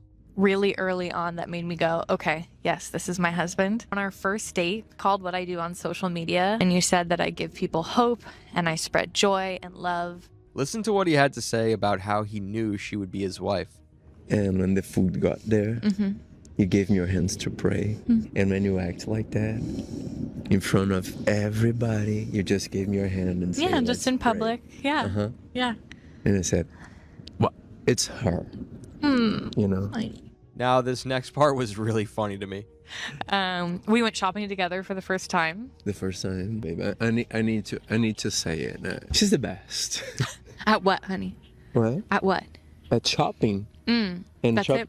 Oh, and everything, man. You are the best and everything. He could have 1,000 things she's good at, but shopping was the best thing he had to say. Anyway, there's more to come. Yeah. She could look at the things and say, wear this, babe. And say, I was thinking, should I? And then I put it and I said, oh my God. Yeah. My baby was right. Yeah. Someone in her comment section even said, knowing she's super religious, I think she fell in love with him since he kind of looks like those portraits of Jesus. She asked him what his favorite of all their dates, and I need you guys to listen to his shallow response. The most remarkable one was Disneyland because that was so intense. Like in having fun. Like we are there to have fun. Really? This is the best way you can describe something you tagged as the most remarkable? Again, he's just telling her what she wants to hear because she had earlier mentioned that hers was Disneyland. Out of all those things that we did, what was your favorite? Mine is obvious. Mine was Disneyland. What's more surprising is that Danielle asked Lucas why they worked as a couple. He responded that his mentor had taught him how to be a man and how to treat Danielle like his treasure, so that she would give him the treasure inside of her. Just like refined gold. He showed me, like, if I treat you as my treasure, you give me the treasure inside of you, which is your femininity, which is your vulnerability. We work because of this. Yeah. Because the cycle with us. The cycle. Yes. I'm ready to serve you, and you are ready to give me your love, which is amazing. So. What on earth was that response? Anyways, to buttress my point of him basically repeating whatever she said to him, here is her own reason why they worked as a couple. And I think it's because of two main things. One is because you are so rooted in your faith and what it means to be gentle and kind and a serving man. What he did was that he basically picked on the word serve and repeated it to her after saying jargons about a mentor. Let's see what people are saying in her comment section. I also noticed that she doesn't really let him talk much. Instead, she describes what he did for her instead of the other way around, essentially telling him what he loved or felt before he said it. Lucas took her kayaking as a surprise for her birthday and listened to them talk about it. That's what we did. I paddled just 4 miles against the water current. Against the current, and I relaxed. Yeah. Which you loved. I loved because I was willing to work out. Yes. So it was awesome. It was really good. Yeah. As the series continued, Danielle also spoke about their conflict resolution. When we would have conflict resolution and my anxious tendencies came up, I was terrified that you would leave. And I didn't have to say anything. You came to me and you said, and what I'm trying to say is this wasn't me teaching you this. You came to me and said, I'm not going anywhere. Yeah. You know, if we have a disagreement or whatever, we can feel what we're feeling, but I'm not gonna leave. Yeah, because I can't lose your heart. But I've never had that. And that was really special for me. And I never had a heart like yours, my love. Oh God. Honestly, this is just 3 months. What possible conflict could there have been? It's also as if Lucas is feeding into her attachment style that she spoke about earlier on. They also spoke about sacrificing things for the relationship, and it's as if Lucas is the one doing most of the sacrificing. For context, Lucas could no longer be surfing whenever he wanted to. I'm totally able to sacrifice, like, small sacrifices, big sacrifices. Just, yeah, things like not picking up and going surfing whenever you want to anymore is like, and not because I'm making our relationship, but our relationship, it's my priority, our priority. What's wrong with surfing, guys? Also, observe her body language when she says, not because I'm making you. We all know who's causing such a big sacrifice here. Now, let me surprise you guys. This was an entire 21-part docuseries. She ended the series with a message to the single girl. For ending this, I just want to say to the single girl out there that's been watching and waiting for their person, our love story is for you. I started posting dating content as you years ago, and I never want to forget. My plea to the single girls is please do not make a 21-part docuseries about becoming someone's girlfriend only 3 months after meeting them. This kind of rushed relationship is what you want to avoid if you want a real, healthy, and lasting relationship. Danielle also said that everything made sense now. Everything makes sense now. For you and for me. like for both of us. She treated this like her greatest accomplishment. This makes sense considering the fact that she had craved this for the longest time.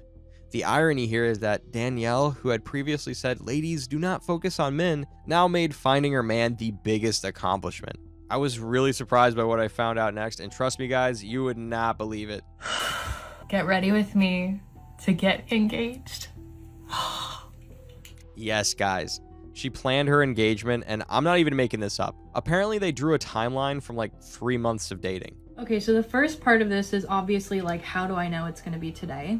We have been talking about our timeline since probably, I think, the 2nd or 3rd month of dating.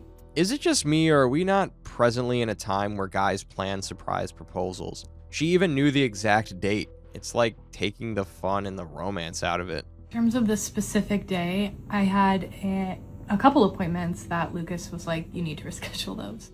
I don't even think you would know the specific date you were getting engaged to in an arranged marriage. Like, where's the fun in it? The proposal ended up happening at the Ritz-Carlton, and guess who was shocked to be there? I've been instructed not to get dressed yet, and that there will be a place to get dressed. Who knows? Who knows? Where are we? Oh!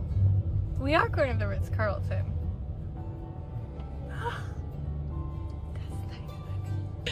That's nice.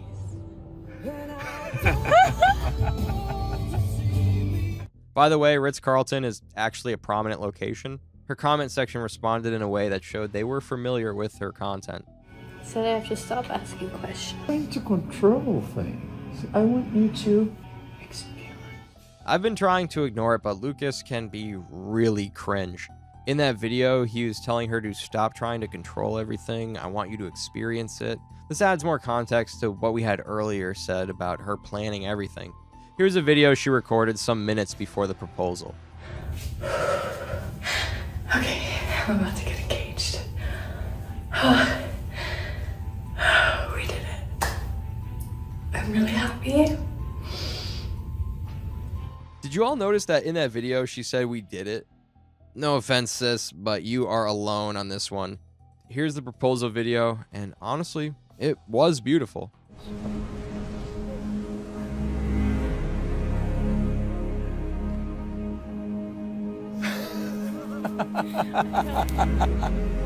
Oh my gosh. Let's see if the comment section agrees. Aside from the performative part of the couple, it was a really well-planned proposal. People's Magazine even covered it. It happened so fast. Now we're gonna go to dinner downstairs, and I'm engaged. Okay, love you, bye. They also had a lavish engagement dinner afterwards. Okay, I'm engaged. My best friend's here with me. Look at this little girl. She's a bride, she's a bride, she's a bride, bride. Wow! It happened so fast. Piece all of these together, and you would have an idea of why they are the most performative and hated couple on TikTok. The Wizard Liz, a woman who built an empire telling millions of women to trust their gut, raise their standards, and never ignore the signs.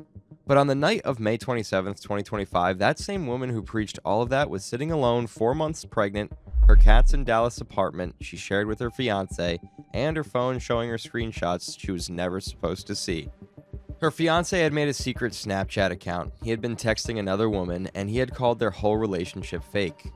This is the story of the Wizard Liz, and trust me, it's more complicated than you think. I said, "Are you cheating on me?" And he said, "What the fuck? I'm right here next to you. Are you crazy? Blah, blah." And Sabina was also with us at the Airbnb, so he called Sabina. He's like, "Sabina." Before we get into what happened that night, you need to understand exactly who this woman is, because the size of the scandal only makes sense once you understand the size of what she built. Her real name is Lisa Jabrilova. She was born on January 1st, 1999 in Antwerp, Belgium, to a Chechen Muslim family. Growing up, she spoke Dutch, French, and English fluently. She did not come from money or connections, just a regular working-class household with a difficult home life and an abusive father. She wasn't an only child. She had an older sister, Sabina, and the two would later launch a joint YouTube channel with her called The Saband Liz. Hi guys! Welcome to this back to the Sab and Liz podcast. We're happy to have you back. We are happy to have you here. Guys, if you are wondering, damn girl, your makeup looks amazing. I think people... Now, here's something most people miss about Liz. After high school, she studied digital marketing, and this detail is one of the important things in her career. It's literally everything. Most people assume her rise was some kind of accident, right place, right time, cute girl talks into a phone. Nah, it was far from it. Her experience in digital marketing made her understand how audience targeting works. She understood social media algorithms and how packaging of a message is almost as important as the message itself. She wasn't a random girl speaking to the camera, she was a trained communicator who knew exactly what she was doing. In May 2021, she posted her first ever TikTok. Not the regular dance, nor did she join any trend. She looked directly into the camera and started talking about self-worth, about the version of yourself you're trying to become and the things you tolerate and the things you should not. And while speaking, she's calm, direct, and with zero apology. Her tone and body language just hits different. Okay, honey, listen to me. So, what if you were born and somebody came up to you and they said, you are supposed to have a great life. Look at your life. This is your life. And it's gonna be amazing. So you see your life and like you're happy, you have everything you want, you're with the love of your life, and you're like, okay, fine. So then you're a child, you grow up. By mid-2022, she had crossed 1 million TikTok followers. She proceeded to launch her YouTube channel the same year, and by early 2024, she had passed 1 million subscribers there too. Right now, as of this video going up, she sits at over 8 million subscribers on YouTube, over 8 million on TikTok, and more than 4 million on Instagram. She's not just an ordinary influencer. These figures show that she's built a brand of her own. But what exactly was she saying that made that many people stop mid-scroll and listen? Well, her most viral videos had titles like Stop Dating Broke Guys, Why Everyone is Always Obsessed with Me, and How to Receive Princess Treatment in a Relationship. Her mantra is Discipline is love, you deserve more, nobody is coming to save you. This in fact became the unofficial soundtrack of a whole generation of women who were done settling. Throughout my whole life, I would always have people extremely obsessed with me. Whether it was a friend, whether it was a relationship, anyone that came into my life and got to know me, when the friendship ended because of disrespect or betrayal or anything, these people would stalk me till this day and try to become friends again and everything. And everyone, like my relationships, the guys would always worship the ground that I walk on, literally make sure that I'm always okay. Okay, so the other day I got a question on Snapchat and someone asked me like, hey Liz, how do I make this guy obsessed with me? And then I was like, you know what? I'm gonna make a YouTube video about this because the goal shouldn't be that this guy is obsessed with you. The goal should be that you are obsessed with yourself. When you are obsessed with yourself, other people naturally become obsessed with you.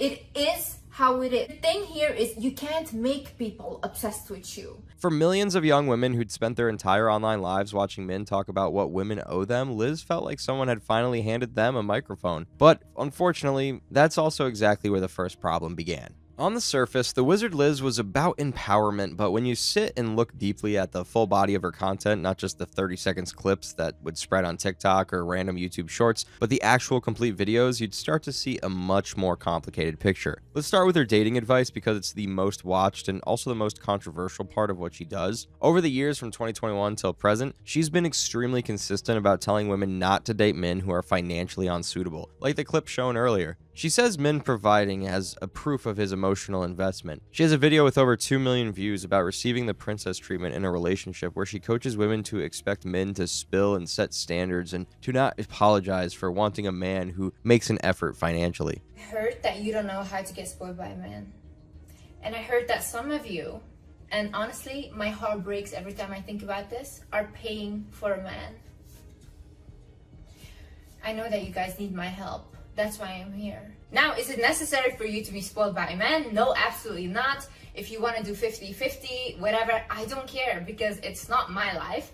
But at the end of the day, I still want you to watch this video because I want you to look at me and think, whoa, if Liz expects this much. And honestly, some women genuinely found this helpful because after years of being told they were asking for too much, now hearing someone finally confidently say you deserve more feels like a release. However, the criticism started pouring in. These critics mostly include feminists and multiple YouTube channels that made response videos pointing out that the structure of the advice is classist. Not every woman exists in a world where don't date broke men is practical or even possible. So yes, not every woman is conventionally in the Wizard Liz way. I've never been a fan of the Wizard Liz. I tried to get into her content and I don't know, maybe it's because I'm older, and not to say that people who are younger can't be wise, but I just saw right through it. Like, if you're older or have experienced life longer than 25, I just don't know how you can get to her content. She just comes across as someone who hasn't experienced much, but thinks I'm the smartest woman in the world, which we all did think at some point, and now we know we're just babies. Nevertheless, the dating advice controversy is manageable. People have been going back and forth on it for 3 years, and they're not stopping anytime soon. But what comes next was harder to argue against. Alongside her dating content, the Wizard Liz built a whole second pillar of her brand around manifestation, subliminal audios, and what the online world calls the law of attraction. And this is where the content crosses from controversial but debatable into territory that has genuinely alarmed people who study how young people consume media. Okay, whatever you write down will happen. Whatever you speak will happen. Do not joke, honey. Do not joke about a lot of things. A lot of you guys say things as a joke and it actually happens. Your words are like magic. The universe and God just listens to what you say. And they create what you say. 2 white cups and I got that drink. It could be purple, it could be pink. Pen and an eye mix that is. Money never got that we get that is. I'm all one. Write in the manifestation journal that I created, right? I write inside of it, I am living in Hawaii with my partner, with my dream husband, whatever. What will happen is I will start to focus on Hawaii now. I will start to be like, should I go on a trip there? Should I move there? All these things. Why? Because now my unconscious has a goal.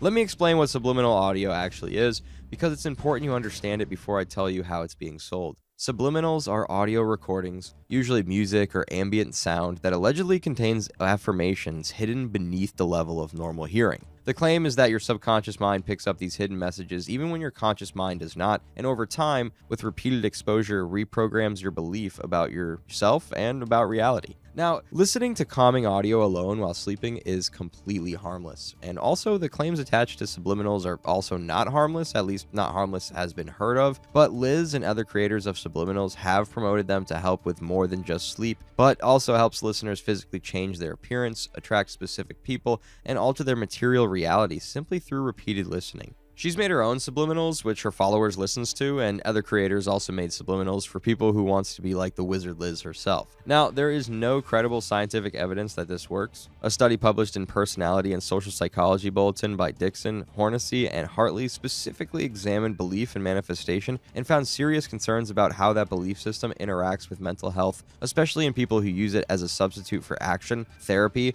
or actual problem solving. They rely on themselves entirely when the outcome can go wrong. But here's the truly dangerous part, and it's something I want you to think about carefully. Really can't play any subliminal clip here because not everyone agrees with the idea, but if you wish to listen to one, just type subliminal on YouTube and the algorithm will do its thing. So many people believe that manifestation as an ideology operates on a beautiful lie. It tells you that you have total control. You can attract the right partner, the right job, the right body if your mindset is correct. However, the flip side of you can manifest anything is if things go wrong, it's because your energy was wrong. The responsibility for every external outcome, good or bad, lands entirely on the individual, not the subliminal creator, just you, the desperate user, and this honestly isn't healthy. And oh, did I mention Liz has a merch? Yeah, she broke the news about her manifestation journal, pajama, and headband on Instagram on the 22nd of July, 2024. Now, I know what some of you are thinking. Comparing a woman who teaches about self-worth to Andrew Tate seems like a reach, I get it. But the comparison did not come from nowhere, and it's worth actually understanding what people meant when they made it. Starting in late 2022, multiple YouTube channels began publishing videos with titles like Why the Wizard Liz is the Female Andrew Tate, and they got a lot of attention. Liz is like Andrew Tate that is less bad, but also has glitter sprinkled all over him, you know? You need to stop listening to these people that preach, oh, you know, success is the goal. Like, you don't need anybody else. You just need to work on your goal. You need to focus on your money and making money and living the life you want to and blah, yada, yada. For men, it's going to the gym, your grind set, hustle, mindset, things like, oh, you know, wake up at 5 a.m., take a cool shower, then immediately go to the gym, and then get to work for 9 hours straight. Don't take breaks, you do this, you do that. But then for girls, it's like, oh, you need to study, you need to romanticize your life. You don't need a man, you just need... When you were put on house arrest, was there any moment that you cried from, like, happiness? I never cried from happiness, and I never cried from sadness, because I think crying is an act in and of itself. To cry is to sit and cry. I didn't do that. I did have tears run down my face. Hey man, that's crying. No, it's not, because I was busy. Having tears run down my face as I'm doing push-up. Okay, now we see why they compare them. Firstly, they both have very strong personalities, especially how they talk. Also, Andrew Tate built his audience by targeting insecure young men, validating their grievances, giving them a simplified enemy, and selling them a rigid framework. Be dominant, be masculine, be a provider, be superior. That made them feel powerful without actually addressing the insecurity underneath. The framework substituted arrogance for genuine confidence. Once she no longer adheres to your creeds, once she no longer is benefiting your life in real time, once she shows disrespect for your generosity, instead of continuing to give to her, and instead of continuing to chase her, and continuing to allow her to benefit from who you are as a man, without complimenting you for who you are as a man, you stop talking to her. That's the difference between a G and a simp. What do you say to young men who come to you for advice? You feel lost. You don't really know where they fit into society. I say that life as a man is exceptionally difficult. I say the most beautiful and the most terrifying thing about being a man is you're born without value. Society doesn't care about you. You're only going to be cared about based on how useful you are.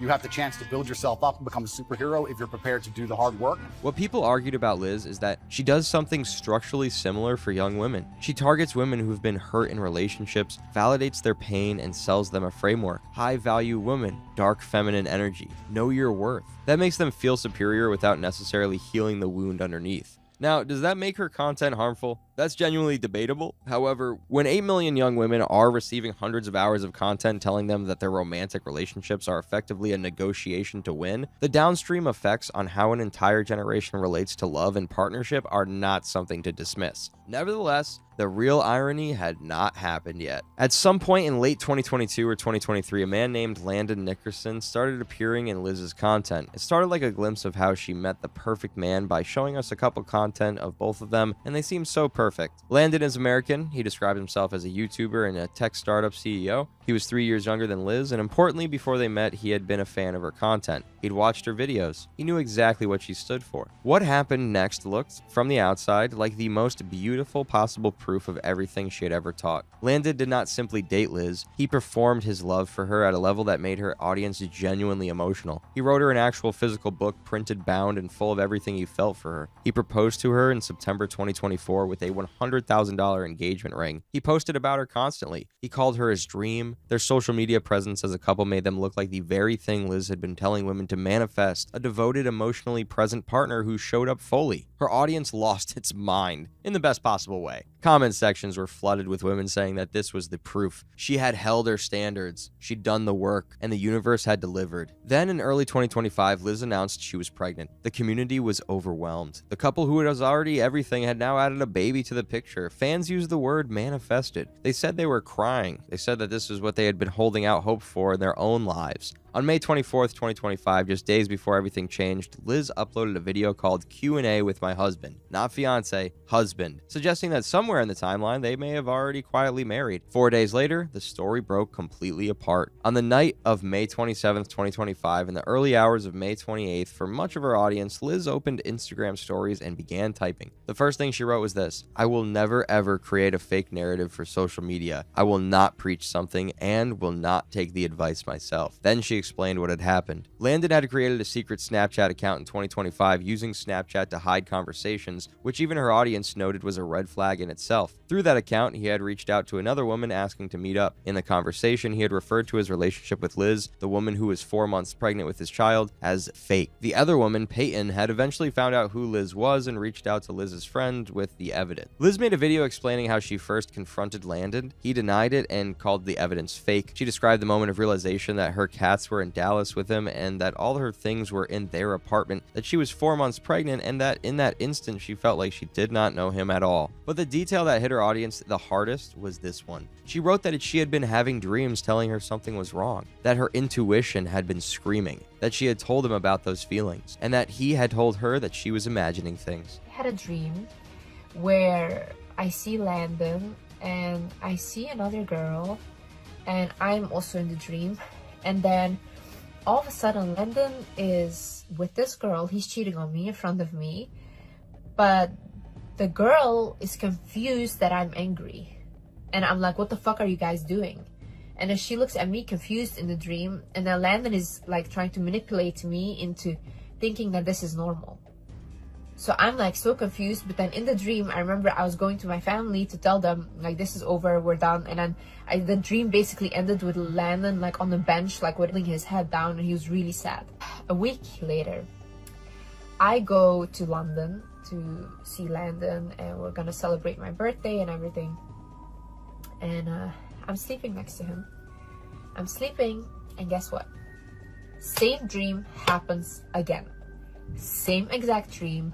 There's a girl is having an affair with this girl. This girl is confused why I'm angry, and I'm like literally like, what the fuck are you guys doing? He is then again manipulating me in the dream that this is normal.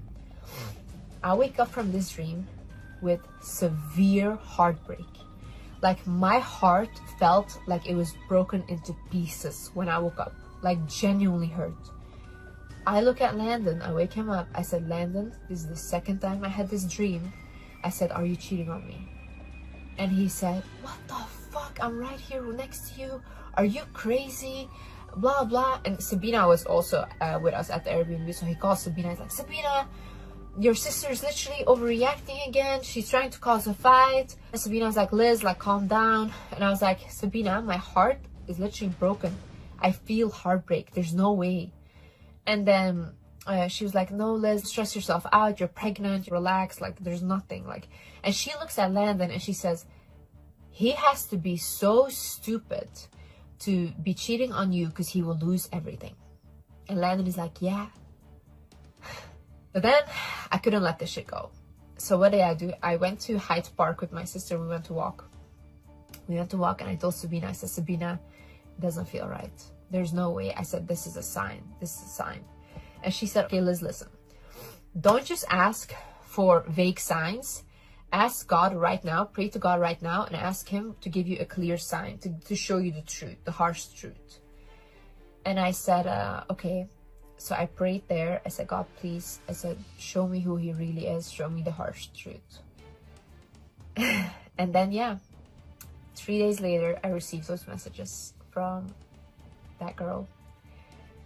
She ended that part with 4 words directed at her followers. Listen to your intuition, women. Liz knew that this announcement would rattle the internet, so in a bid to protect the little dignity of her onboard child's father, she made this post. And please don't send Landon hate. I still feel somehow responsible for his feelings, even though he was definitely not thinking about me or our child when deciding to make a Snapchat account yesterday. I'm so blindsided and shocked. It's like a bad dream and I wish I could wake up, but I can't because it's reality. Maybe I shouldn't share this much, but I don't know. I feel close to you guys and I do have my family right now. I'm just shocked, but please don't hurt him. That's not my intention at all. I still love him, but I have to choose myself. As a lot of you guys have seen, my ex-husband / fiance decided to send Snapchat messages to one of my fans. Girl said she was a fan of mine. She screenshot that with her other phone. She took a picture and she sent that to my friend.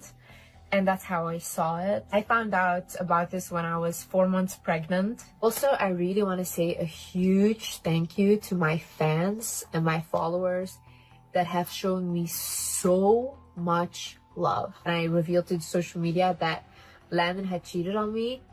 I was ready to ruin my own career because I thought like, wow, this is all ruined. Also, I'm pregnant, guys. Pregnancy emotions, pregnancy hormones. Any woman that has been pregnant knows that you literally don't think clearly and you are very angry. When I'm angry now, I have extreme rage. When I found out that day, I thought to myself, okay, what do I do next? And then I went on Instagram and I saw one of my fan pages had posted me and Landon's Q&A, and then they were like, cutest couple on the internet. I looked at that and I thought to myself, I do not for a second want anyone to look up to this relationship or anyone think that this is a good relationship after what I just found out. So I thought, fuck it. I'm gonna ruin my own career. Genuinely thought this between me and my fans. That's it. Like, I did not know people would care at all. In a follow-up story, she announced what she was going to do with the $100,000 engagement ring. She was going to sell it and donate every single dollar to single mothers. Now, remember the ring announcement clip? The $100,000 engagement ring she had promised to sell and donate to single mothers? That plan had gone viral. Her audience was waiting to see it happen. It was the perfect symbolic gesture. Unfortunately, it did not happen exactly as planned. A few days after the initial announcement, Liz revealed that she had been advised she could not legally sell the ring. She did not go into the full legal details publicly in many jurisdictions, but engagement rings sit in a complicated ownership gray area, and the circumstances of their situation may have added further complications. So yeah, the ring was not going anywhere. What she did instead was this. She announced that she would be donating $50,000 of her own money to single mothers, and she definitely did. She showed receipts on her Instagram story. Landon's response came quickly, and it revealed a great deal about who he actually was. He posted his own Instagram stories acknowledging the situation. However, the framing he chose was remarkable. He called it a few minutes of texting. He said he had been weak. He described the entire exposure as an incident blown out of proportion. Telling me to kill myself and whatever for this thing that I am acknowledging is wrong, and it's not. It was 5-10 minutes of my life texting somebody that I don't give a fuck about, jeopardizing everything that I have. Like, it's just ridiculous. So yeah, I deserve the hate, and there's not a single person on this fucking planet that is more disappointed or upset. A few minutes of texting while his pregnant fiancée was in London, having felt her intuition warning her something was wrong. His ex-girlfriend then appeared on TikTok. She described a pattern with Landon: love bombing, emotional manipulation, calculated behavior that suggested the Snapchat incident was not a one-off weakness, but part of a longer-standing way of operating. Here's a clip of her now deleted TikTok I found on Peyton named Random.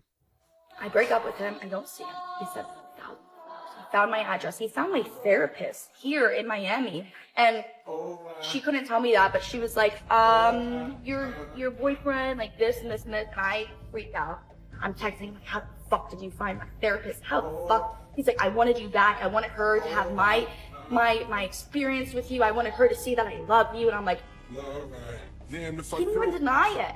Then on June 3rd, Landon posted a photo of the baby's ultrasound scan to Instagram. Liz had posted her own scan the day before with a caption that read simply, "Mommy's biggest blessing." Landon's post arrived 24 hours later, captioned with an emotional note saying that his deepest desire was to give the child the life they deserved, and that he was sorry for failing them both. The internet did not buy it. The comment section on his post became a monument to collective fury, and many people interpreted the post as using the onboard child as a tool for sympathy, plus the timing arriving exactly one day after Liz's made it look like a strategic move rather than a genuine one. Liz, for her part, had already moved on from the back and forth. She said she felt responsible for him despite everything. She asked her followers not to send him hate, and she kept posting about the pregnancy, about her baby, about herself. Her pregnancy did not start with all this chaos. It started in what looked like everyone's dream. So before the scandal, before the Instagram stories, before any of it, there was a gender reveal. Her first public appearance on Instagram after the scandal was at her ultrasound appointment. She posted a photo cradling her growing bump while watching the monitor smiling. Her caption read simply, "Mommy's biggest blessing."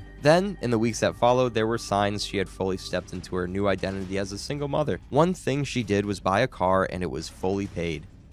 Hi guys, come with me to get my single mom car because everyone in the comments keep reminding me that I'm a single mom, and I thought, oh my god, they're right, I need a car. I also wanted to buy myself a push present because the baby is due in a few weeks. Here I'm signing because I paid in full. Handshake hand. I wanted to buy a nice and safe single mom car. The seats also massage you as you're sitting, which I really, really like, and I feel like I would need. Whoa, so nice. Vroom, vroom, vroom, vroom. This is where my baby can sit in the back. And this is me and my sister. Thank you so much for watching. And then she went quiet for weeks. There was nothing. On December 14th, 2025, she broke the silence. Liz shared the news of her baby's arrival through an Instagram post, followed by a candid labor and delivery vlog filmed largely from her hospital room alongside her sister and the father of the baby. In the vlog, she admitted that she had originally hoped for a natural birth, but she had ended up being induced after passing her due date. She was honest about her experience in a way that surprised some viewers, and she described the pregnancy as very stressful, comparing the experience at times to being in jail. The glowing goddess-coded pregnancy that Instagram promises experiences, she said plainly, was not what she had lived. Hi guys, I gave birth, but some things happened that I did not expect. And I'm gonna tell you guys my birth story. So my baby was in a lot of stress. Then the doctor came in and he decided, let's break the water, themselves, they're gonna break the water. They did that, and after they did that, yeah, the heart rate wouldn't go down. All of a sudden, the doctor, the nurse, they come in a few moments later and they say, look, we know you didn't want a C-section, but you have to have an emergency C-section or, you know, either one of you is not gonna make it. And I literally, from that moment, started bawling my eyes out. Like, I don't think I've ever cried this much. Like, I started bawling my eyes out because I did not want to have a C-section. I was super scared to have a surgery like that. I was already in labor for 36 hours, okay? So I was already doing everything with the induction and everything. My doctor promised me that I wouldn't have a C-section. So I really thought oh my God, this is gonna be great. He literally, it was so bad. I started crying. Sabina was like, what do we do? Whatever. And I was like, okay, so what's gonna happen? I called the doctor back in. I said, okay, let's go then for an emergency C-section because I don't want anything to happen to my baby. I don't want anything to happen to me. Right before I go in for the C-section, the doctor tells me look, I know you're very young, but do you have a will? And I was like, what the fuck? Right now, what, am I about to die? What is happening here, okay? And he's like, yeah, we have to ask these questions, no. And I think it was also because my body was so weak at this point, because you have to imagine all the food, I haven't eaten for the past 36 hours. I mean, anything I ate, I threw up because of the epidural. So my body is so weak, it's shaking. And then obviously if they see me in a state like that, they're not thinking, there's a chance that I might not make it back out alive. And when he said that, I'm like, what the fuck? And then he's like, well, there's another questions we have to ask you, and these are not nice, but we need to ask you. And they were got another IV to administer blood. And they said, do you accept blood if we needed to save your life? I said, yeah, okay, I will accept that. But then they said the risk with that is that some people might have a blood disease or HIV, and when we administer that to you, do you accept that that might be the case? And I was like, what the hell is going on here? I need a whale, I'm like, a HIV. And then he's like, we need to save your life or save your uterus. Are you okay with us saving your life? I was like, bro, I'm scared to go into this room right now. What the hell is going on? So then, obviously I said yeah, save my life. All these things were asked, and then my only thing I was thinking about is I need to tell Sabina how she can get into my bank details, because I thought I'm gonna die. I was prepared to die, and I was I need to tell her my bank details and how she can get access to my money, because she's gonna need to take care of my child and of my family. Oof, I'm gonna cry even thinking about it. Don't cry. I was very weak at that point, and I was so dissociating completely. I was what is going on? I don't know. So then all of a sudden, yeah, I remember they cut, and all of a sudden I hear wah, wah, wah, and I hear the baby is out, and I'm like, oh my God. And then the doctors go do you want to see the baby? Because there was a curtain here, right, in front, and I was laying here. And I was like, yeah, I want to see my baby.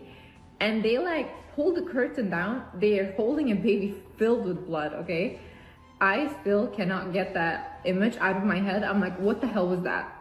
There was no need for that, okay? You didn't need to show me like that. It was like a Black Mirror episode. Just days after the birth video went up, she posted a TikTok captioned 3 weeks with you, which received 2 million likes. But she didn't show his face or revealed his name. But Landon revealed part of the child's face in this video. Was it to spite Liz? We don't know. What we know is that Liz has proved she's moved on and is fully enjoying her baby all by herself as a rich single mom.